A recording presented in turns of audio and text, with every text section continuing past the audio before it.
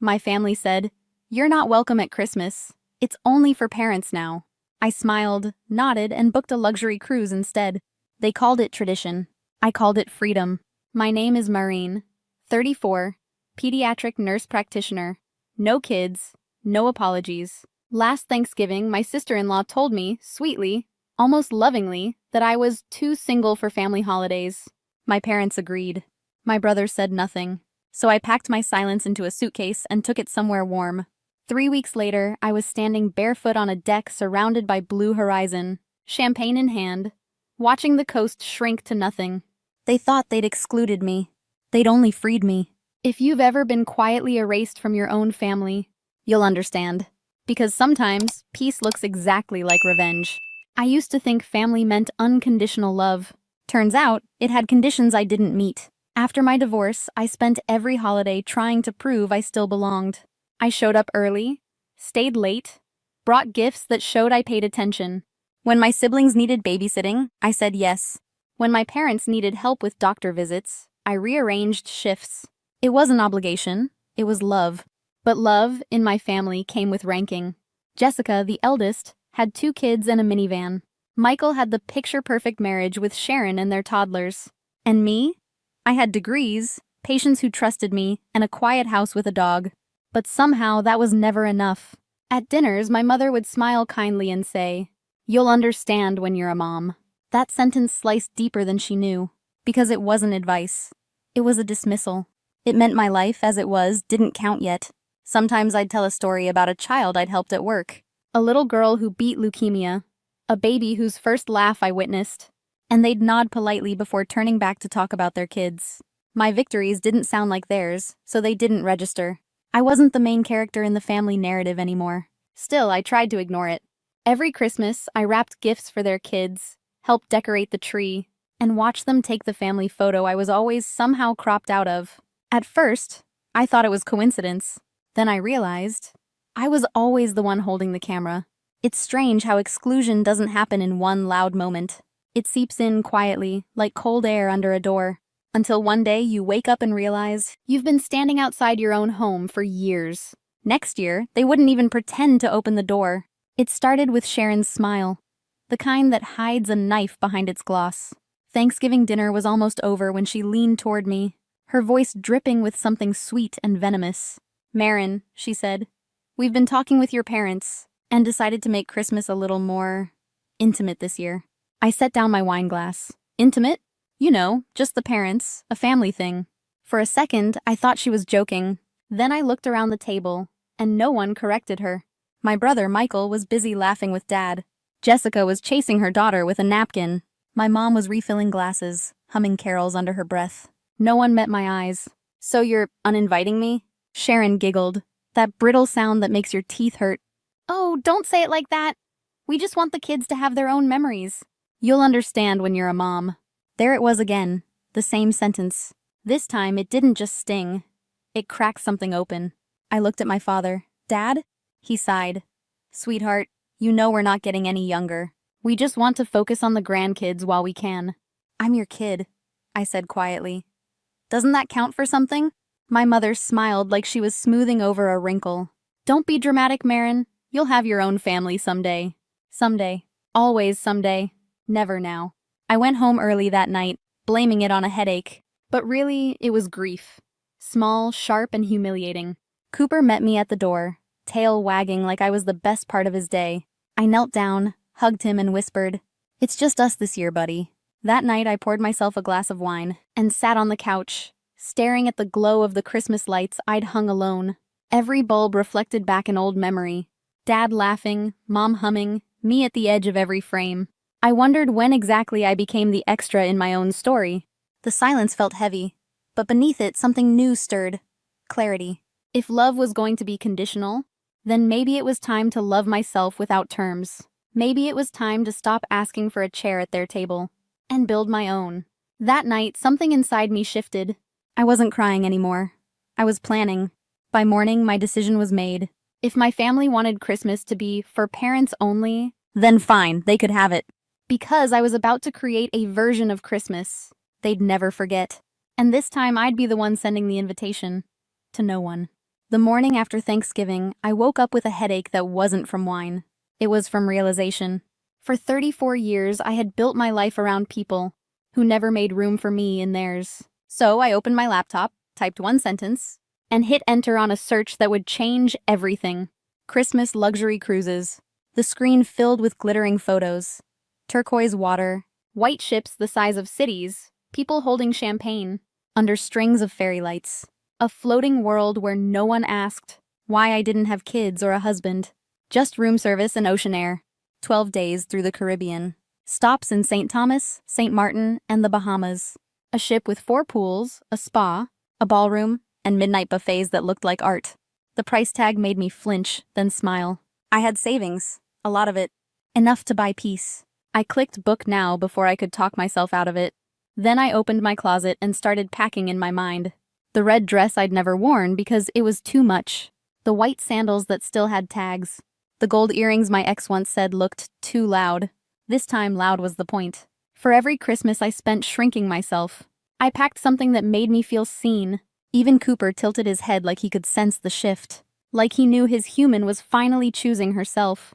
When I zipped my suitcase days later, it didn't feel like luggage. It felt like liberation. For the first time in years, I felt something like joy. Real, steady joy. In the weeks that followed, I planned quietly. I bought dresses that felt like confidence, sunscreen that smelled like freedom, and a red silk scarf just because I could. At family dinner 2 weeks later, Sharon smiled at me again. "I'm so glad you're taking the Christmas thing well," she said. I smiled back. "Why wouldn't I? You're right. I can celebrate however I want." She looked relieved. If only she knew what celebrate meant this time. Every night after work, I'd check my cruise itinerary. I even named the folder Operation Marry Me. Cooper sat beside me on the couch, his head resting on my lap as I scrolled through tropical sunsets. It wasn't revenge, not exactly. It was reclamation. Of space, of joy, of dignity. The closer it got to December, the lighter I felt. When coworkers asked my holiday plans, I just said something different this year. No one needed to know that different came with a balcony view of the ocean. And champagne on ice. Christmas Eve would find me somewhere between islands, wearing gold, not grief. They wanted quiet. I gave them silence. Expensive silence. The ship left port 2 days before Christmas.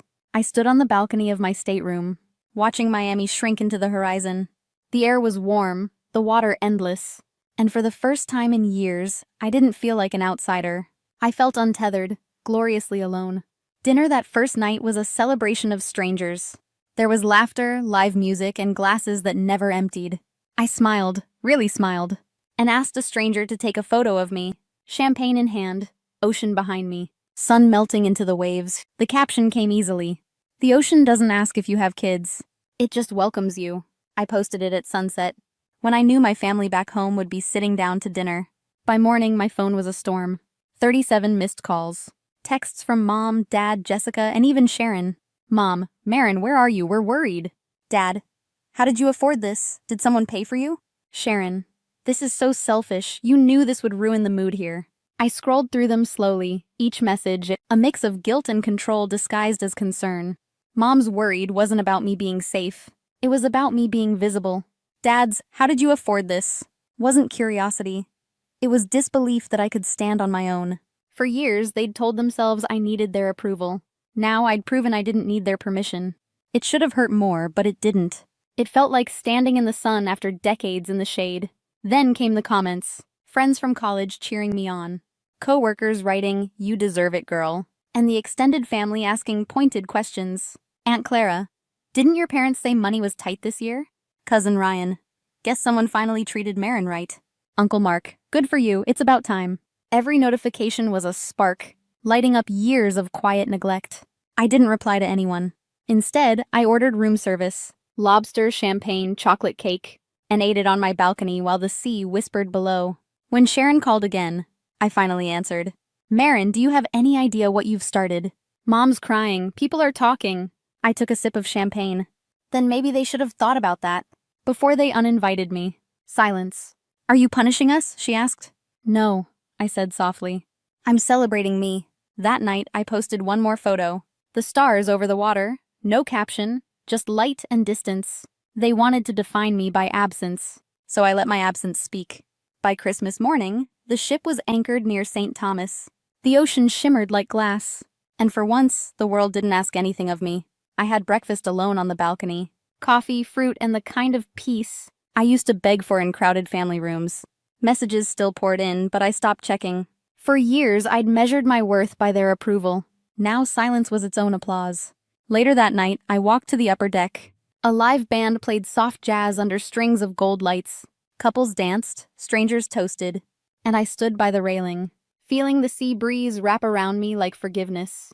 I realized then, I didn't need an apology to heal. I just needed distance, and the courage to believe I deserved joy without permission. When I finally posted my last photo, it wasn't to prove anything, just a quiet truth beneath the caption. Sometimes peace looks like choosing yourself.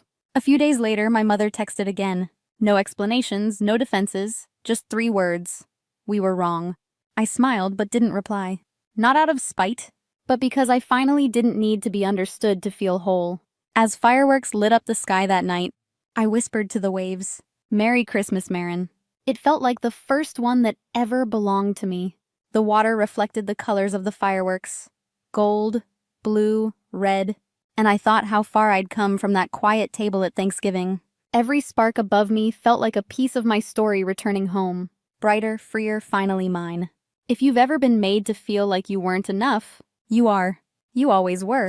And you don't need an invitation to take up space in your own life. Have you ever faced something like this? Tell me in the comments. I woke up to a smell I couldn't quite place at first, something faintly bitter, almost metallic. My head felt lighter than it should have. I blinked, still foggy, reaching for the comfort of my hair, the way I always did in the morning.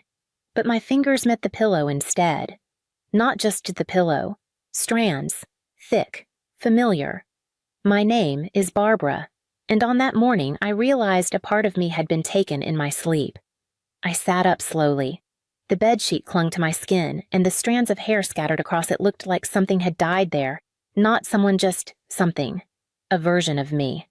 My chest tightened. I turned to the mirror across the room. What I saw didn't register right away. The girl looking back at me had jagged, uneven clumps where her hair used to fall soft and straight down her back. I blinked again, willing it to change, but it didn't. And then I saw them on the dresser. A pair of old, orange-handled scissors. My mother used those scissors to cut coupons, trim loose threads, and snip receipts. She kept them in a drawer beside her sewing kit. They shouldn't have been in my room. But there they were, sitting beside a sticky note in her handwriting. "You'll still look lovely. Focus on your speech for Heather's big day. Mom." I didn't cry. Not right then. I just stared at the note like it might explain something if I looked long enough. Like maybe there was some part of this I didn't understand. But I understood perfectly.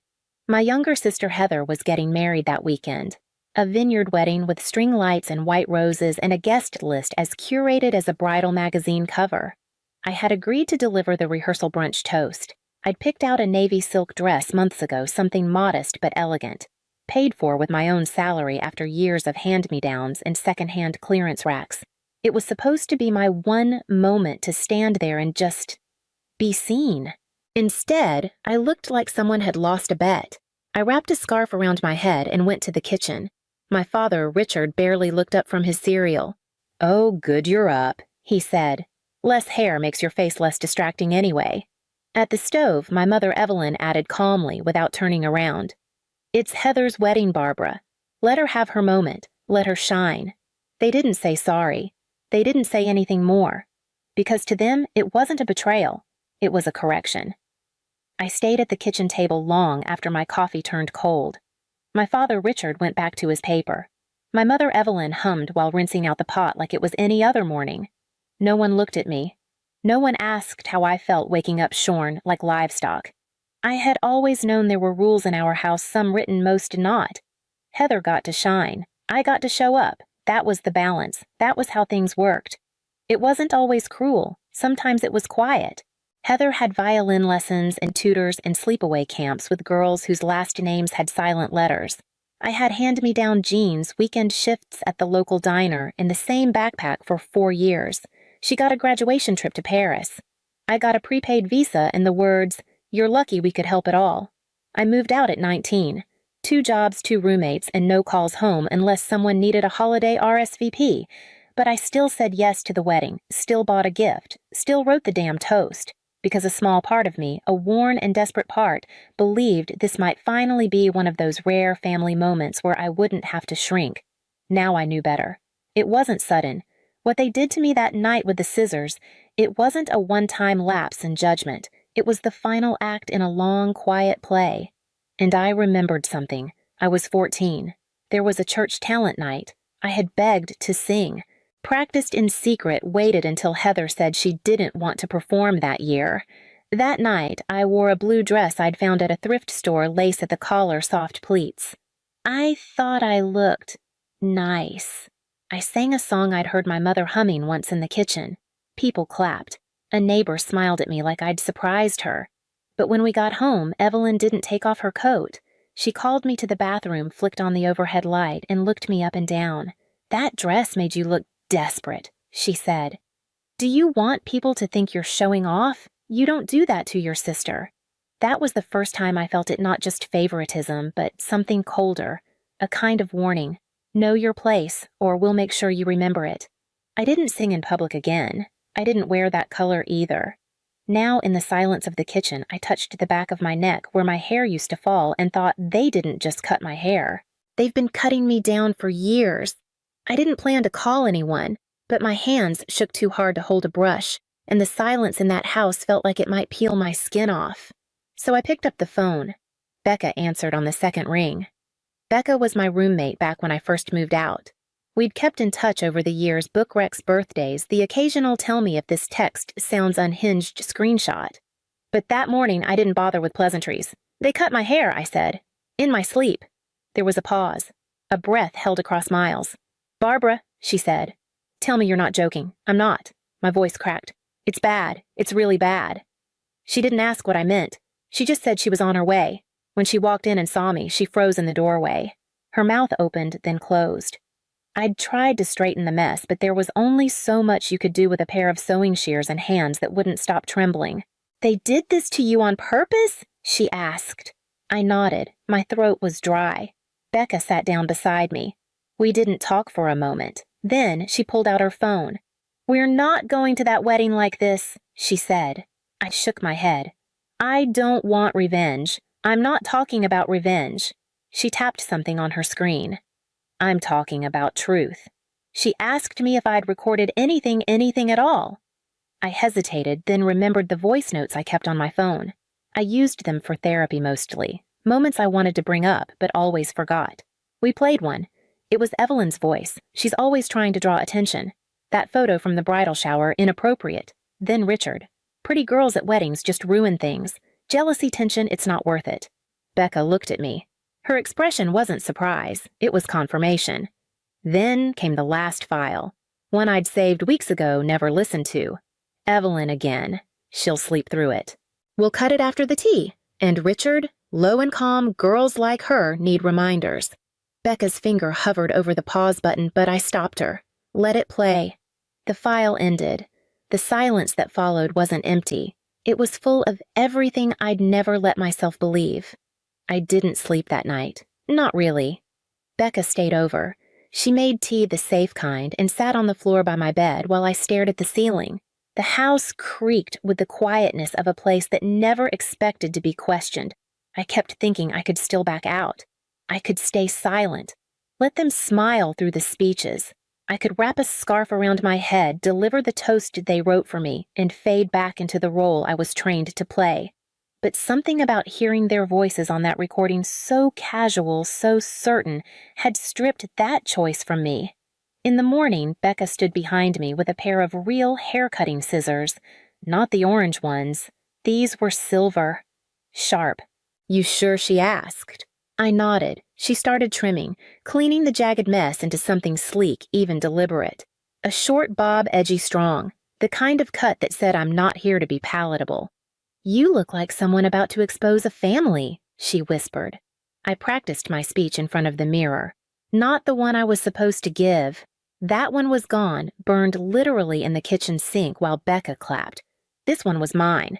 It didn't rhyme, it didn't flatter, it just told the truth. Still a part of me hesitated. If I do this, I said it won't just be awkward. It'll be over. Becca looked up from the couch. Barbara, they already cut you. You just get to decide whether you bleed quietly or walk out sharper. I folded the printed copy of my speech and tucked it into my purse. I didn't check it again. By the time we reached the vineyard, the air smelled like white flowers and filtered approval. Staff bustled, photographers circled. Everything glowed. But I wasn't here for the glow. I was here to cut clean through it. The vineyard was everything I expected. Soft jazz floated under the tent. Champagne flutes clinked. Guests wandered between trays of imported cheeses and lemon tartlets like they were auditioning for a lifestyle ad. My mother, Evelyn, stood near the head table, her smile bright enough to hurt. Heather was glowing. The photographer trailed her like a shadow. Every laugh, every hug, every staged moment captured for eternity. I kept my head high as I walked in. No scarf, no apology. I wore a simple black dress and my new haircut like armor. Richard saw me first. He blinked, then looked away. They hadn't expected me to come. When the MC announced the speeches would begin, people clapped politely. I was scheduled to go third, right after Heather's maid of honor and just before the chef introduced the menu. Becca stood in the back of the tent, arms crossed, steady as ever. When my name was called, I stepped up to the mic. The sun caught the stem of my wine glass on the table beside me. I cleared my throat once. Hi, everyone. I know I'm not the favorite daughter. That's never been a secret. A few scattered laughs, unsure if this was part of the script. But I'm not here to make things awkward. I'm here to tell the truth. You could feel the air shift. Chairs creaked. A fork dropped. Last night while I was sleeping, someone cut off my hair. Not a little, not to help. They drugged me first with tea, so I wouldn't wake up. And then they used scissors to make sure I wouldn't look too pretty today. There were gasps. One guest stood. My mother's smile collapsed into something rigid. Richard rose halfway from his chair. Enough, he said. But I didn't stop. They said I'd distract from Heather, that my face, my presence, my existence was too much.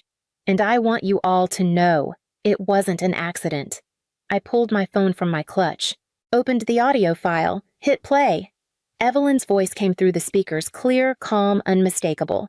She thinks she'll outshine Heather. We'll fix that. Then, Richard almost chuckling, we'll cut it while she sleeps. Girls like her need reminders. There was no music now, just the sound of breathing and disbelief. People turned in their seats. A bridesmaid covered her mouth. A distant cousin stared at the floor like it might offer a way out. You taught me shame, I said, looking directly at my parents. Now I'm teaching you consequences. That was when security moved in. Someone had called them. I stepped back from the mic. No tears, no yelling.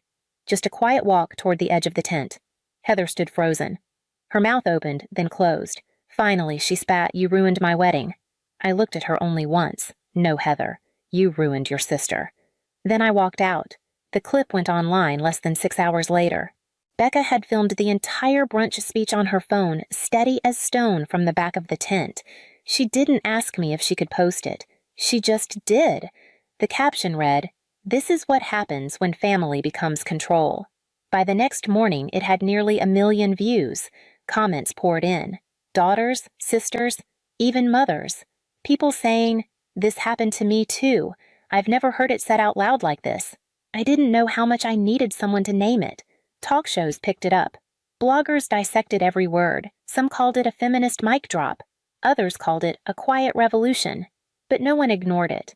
The wedding, of course, had gone on. But the story had changed. No one was reposting Heather's gown or the rose-draped altar. They were sharing my voice shaky but clear and the audio of Evelyn and Richard planning to silence their own daughter. I didn't give interviews. I didn't chase the moment. But I read every message. One said I played your speech for my mom. She finally apologized for how she treated me growing up. Another from a high school girl in Indiana, I never had a name for what my mom does to me. Now I do. And then a message I didn't expect, an email from the senior editor of a well-known wedding magazine. Your story isn't just brave, she wrote. It's necessary. We'd like to do a feature, a photo essay and interview. Title, The Sister Who Wasn't Invited But Everyone Noticed. What do you think? I stared at the screen for a long time, not because I didn't know the answer, but because it felt like something full circle was opening. I said yes. The photo shoot was quiet, dignified, no props, just me. A black dress, bare shoulders, clean lines. They let my new haircut frame my face.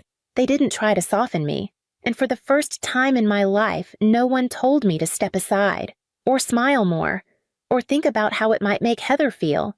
They just listened. And that was the moment I realized I wasn't looking for revenge. I had been looking for witnesses. The next email came from someone named Diane Hale. I didn't recognize the name at first, but her message was short, direct, and unlike any of the others. My daughter went through something like this. The details are different, but the silence, the shame, it's all the same. I run a fashion house. We're building a new campaign around women who reclaimed their voices. I want you involved, not as a model, as creative director. We're calling it You Can't Cut Power. I read it twice, then 3 times. I wasn't a fashion person, I wasn't a brand. But somehow I knew what she meant. She wasn't asking me to perform. She was asking me to lead. We met on a call that week. Diane was sharp-poised and unflinching. She said her daughter had been disowned after coming out, then gaslit for years. And when the truth finally surfaced, it was too late to undo what had been done, but not too late to build something better. We've had enough stories of daughters erased, she said. We want to tell the ones who refused. So I said yes. They flew me out. I worked with a team of women designers, photographers, writers, who didn't flinch when I spoke. They didn't tell me to soften the edges. They let the edge stay. We shot portraits of women holding scissors not as weapons, but as tools. We interviewed daughters who had walked away from families that called it love and left bruises behind. We built something that wasn't glossy, but real. And slowly, I stopped flinching at my own story. We did press, podcast interviews. Even a TEDx talk invite came in. But the moment that caught me off guard came during a final strategy meeting. Diane looked up from her notes. "We're opening our first creative office in your hometown," she said. "We'd like you to run it." I froze. "You're serious?" She nodded. "Imagine this same town, same street. But this time you're the one they want to impress." I didn't say yes right away. But later in the quiet of my apartment, I looked out the window and thought they took so much from me. Maybe it's time I built something they could never touch. The building sat on Main Street just across from the old bakery and 1 block from the church where Heather played her first piano solo. I remembered walking past it as a teenager in the backseat of our minivan while Evelyn whispered about people wasting money on appearances. Now it had my name on the lease. The space was bright open, concrete floors, high ceilings, windows that let the light pour in from all sides. On the front glass in bold serif lettering, we printed the words, "Power can't be cut." Opening day came fast. We invited local press, a few nonprofit leaders, art teachers from the nearby high school. Activists showed up too, some familiar faces from online now stepping into the room with real bodies and real stories. A few of my old classmates came too, people who'd called me quiet. Some had laughed at my thrift store clothes. Now they asked about internships. I wore black again, not out of mourning, but to anchor myself. A reminder I don't need to match the wallpaper to be welcome. Then, just after noon, the door opened, and in walked Evelyn. Richard followed slower, his gait different, smaller somehow. She wore large sunglasses, though it was overcast. He kept his hands in his coat pockets. They didn't say anything at first. They just stood there. I stood at the front next to the front desk, clipboard in hand. My team was mid-tour with a group of visitors. When Evelyn finally spoke, it was soft. "We're proud of you." I smiled. Not wide, just enough. "That's funny," I said. "You haven't been proud of me since I had braces." Richard tried to chuckle. The kind of laugh that used to soften hard conversations. "We all make mistakes. Families heal, right?" I took a step to the side and gestured to the welcome table. "Would you like to leave a comment card? We take feedback seriously here." They blinked, neither moved. I turned toward the next group of visitors. "Excuse me? I have a room full of people I actually respect waiting to hear me speak."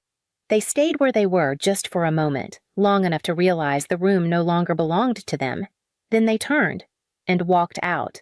They never came back, and I never needed them to. The week after the launch, we framed a copy of the campaign photo and hung it near the entrance. Black and white, clean lines. A woman, me standing with scissors in one hand, not raised, just present. Not a threat, a statement. Some visitors asked if it was real. "They really did that to you," I'd nod. But I didn't explain. The building, the people, The work, we were louder than any explanation. Most days passed without thinking of them, but sometimes in the quiet before events, I'd glance toward the front door. Not in fear, not in hope, just to remember that I used to be someone waiting for permission to matter. I don't wait anymore.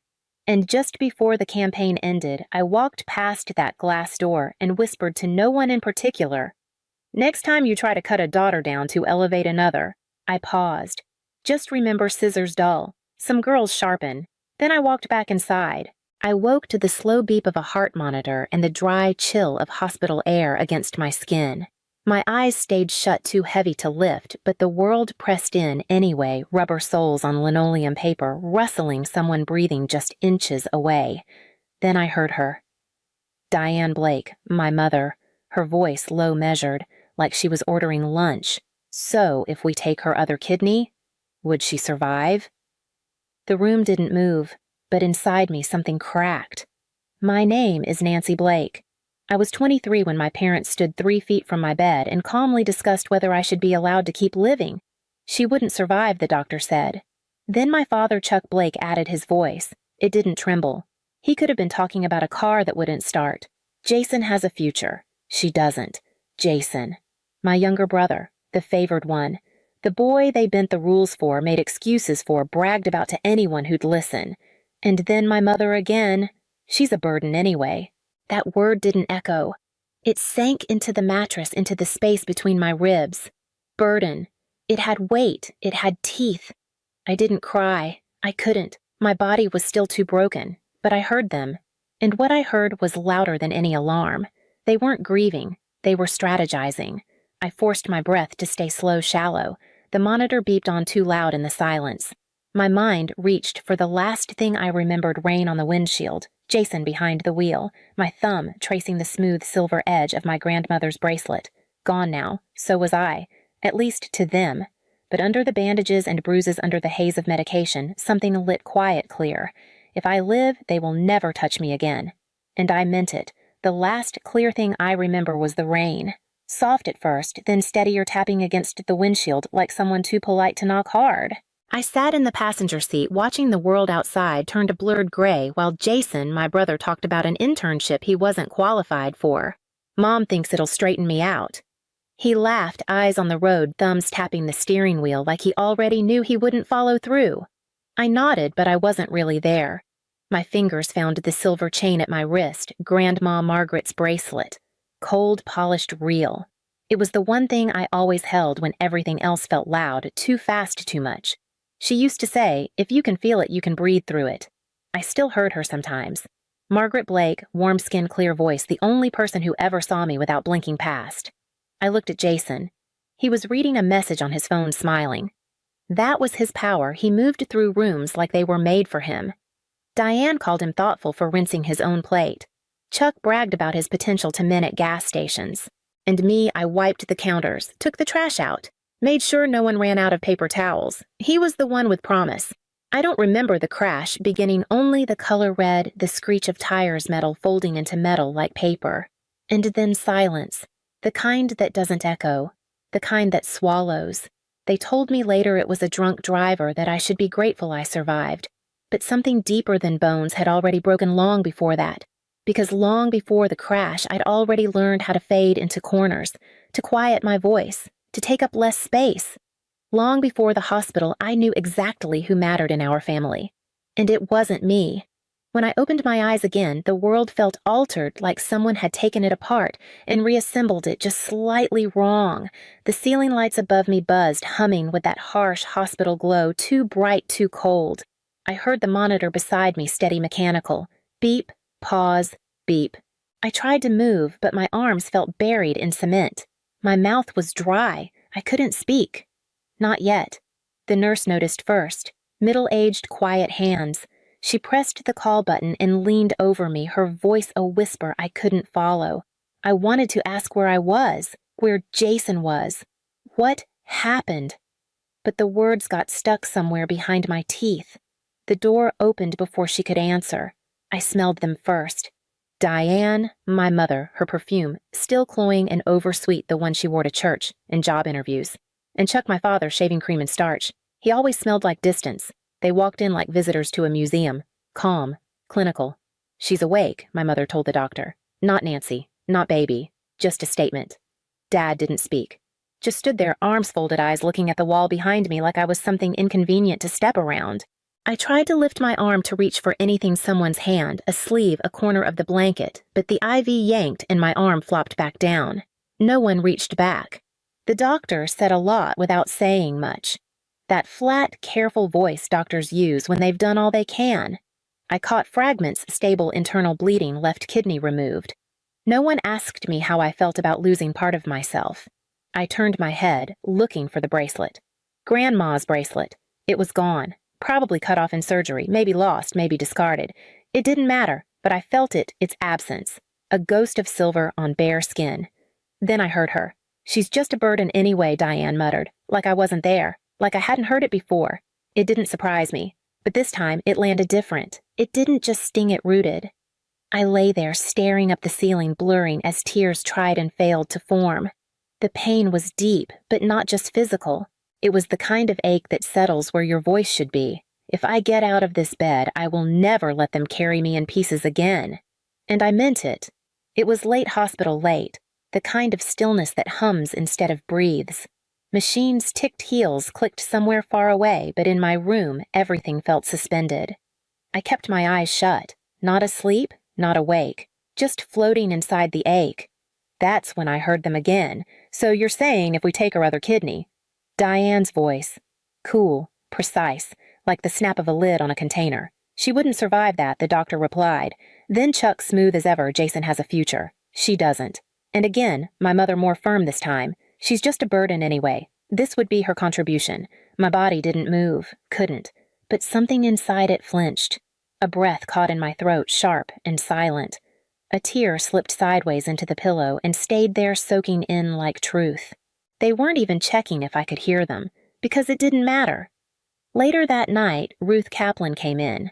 An older nurse, graying at the temples, eyes soft but alert. She looked like someone who'd seen things no one should see and kept going anyway. She adjusted my IV, checked my pulse. But when her fingers brushed my wrist, she stopped. Her eyes met mine. Then she sat. You've been quiet, she whispered. But you're here. Don't let them take that too. I didn't answer, but I held her words in my chest like a match inside a coat pocket. The next morning I finally spoke. I don't feel safe. That was all. Just 5 words. She didn't ask why. She didn't doubt. She left the room with purpose. By noon, Monica Alvarez, a hospital social worker, appeared. Mid-30s, sharp voice, kind hands. She sat beside me with a clipboard and patience. I told her everything. Not fluently, just fragments. The hallway conversation. The money. The way no one asked before cutting something out of me. She listened, then gave me exactly what I needed. We believe you, and we'll protect you. That night, I was transferred out under temporary protective status. The exit was quiet, clinical. Diane tried to argue at the desk, said I was confused, said I was still her daughter, but the door slid shut like a gavel. I was taken to a transitional shelter, 2 cots, 1 buzzing light, a lock that clicked shut when I turned it. It smelled like old carpet and institutional bleach, but no one called me a burden. I got a job mopping floors at a secondhand bookstore downtown. The manager handed me a mop, told me payday was Friday, and left it at that. Every dollar I earned went into a glass jar under the bed. Not much. But it was mine. It was a damp September morning when my closet rod collapsed under the weight of the few clothes I had. I was crouched on the floor picking up hangers and folded papers from the corner when I saw it an envelope, cream-colored, unmarked. My name was written on the front in looping script. I recognized it instantly, Monica Alvarez. Inside was a small USB drive labeled in black pen Tacoma General Audio. There was also a folded note soft with thyme and faintly scented with lavender. When you're ready to protect yourself, this is yours to use. I stared at the drive for a long time before walking to the library that afternoon. The public computers buzzed quietly, and the fluorescent lights above gave everything a grayish hue. I plugged it in, slipped on the headphones, and hit play. The first voice was Diane's. So you're saying if we take her other kidney, then the doctor? She wouldn't survive that. Then Chuck. Jason has a future. She doesn't. And finally my mother again. She's just a burden anyway. I didn't gasp. I didn't move. I sat there in the corner of the library with the headphones over my ears, and the truth slid into place like cold water in my lungs. They meant it. Not just once, not in passing, not in grief. They had discussed my death like an errand, like something to check off a list. I closed the file and stared at the screen. My reflection looked back at me, eyes red but clear. For the first time, there were no more doubts.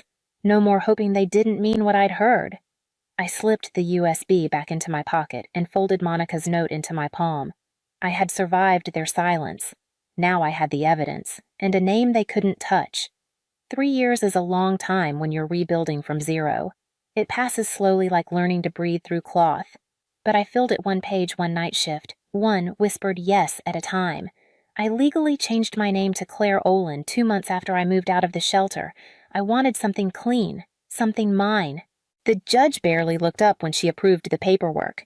But when I stepped out into the cold air after the hearing, I exhaled like I hadn't in years. I earned my GED sitting cross-legged on the library floor, eating vending machine crackers, highlighting textbooks from the free bin. I cleaned the bookstore until the owner asked if I wanted to learn how to manage the inventory system. From there, I took night classes in business administration. And when a nonprofit incubator offered a grant for trauma-informed tech startups, I pitched something that had lived in me since the Hospital A consent tracking platform for medical procedures, especially for minors, the elderly, and the unconscious. I called it Palm Patient Authority and Legal Mapping. My co-founder, Evelyn Cho, believed in it before I did. She said the idea felt like something that should have existed already. I became COO of a company that made sure no one else would wake up to a body altered without their permission.